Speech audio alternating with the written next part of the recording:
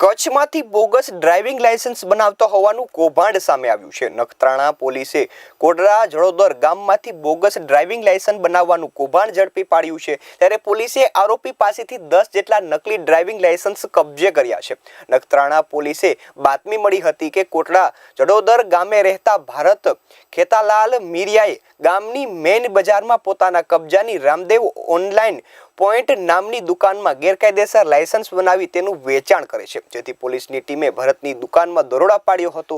દુકાનમાં દરોડા પાડ્યા બાદમાં લેપટોપમાં બનાવટી ડ્રાઇવિંગ લાયસન્સની PDF ફાઇલો તેમજ 10 ડ્રાઇવિંગ લાયસન્સની હાર્ડ કોપી પણ મળી આવી હતી। ડ્રાઇવિંગ લાયસન્સ છાપવાના સફેદ કાર્ડ અને લેમિનેશન માટેના પ્લાસ્ટિક કવરો પણ મળી આવ્યા છે। જેમાં નખત્રાણા પોલીસે આરોપી ભરત મેરિયાની મુદ્દામાલ સાથે ધરપકડ કરી અને RTO કચેરીમાં લાયસન્સની ખરાઈ કર્યા બાદ આરોપી વિરુદ્ધ ગુનો નોંધી આગળની કાર્યવાહી હાથ ધરવામાં આવી હતી। આરોપી છેલ્લા 3 મહિનાથી બોગસ ડ્રાઇવિંગ લાયસન્સ બનાવતો હોવાનું સામે આવ્યું છે। આરોપી અત્યાર સુધીમાં કેટલાય બોગસ લાયસન્સ બનાવ્યા છે અને કોને કોને લાયસન્સ આપ્યા છે તે દિશામાં પોલીસે વધુ તપાસ હાથ ધરી છે।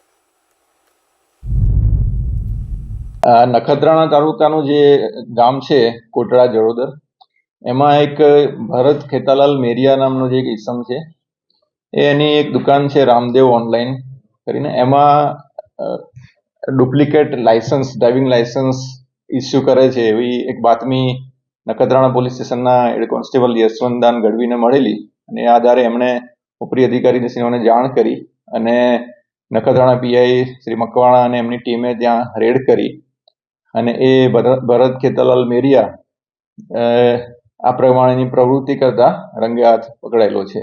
અને એના આ કાર્ય માટે જે ચીજવસ્તુઓ વાપરતો હતો એમાં HP કંપનીનું લેપટોપ, એનો રિયલમી કંપનીનો મોબાઈલ ફોન અને 10 એવા ડુપ્લિકેટ લાયસન્સ લોકોના બનાવેલા એ મળી આવેલા છે અને એ સમગ્ર મુદ્દામાલ સાથે એને પકડવામાં આવે છે અને ગુનો રજીસ્ટર કરવામાં આવે છે।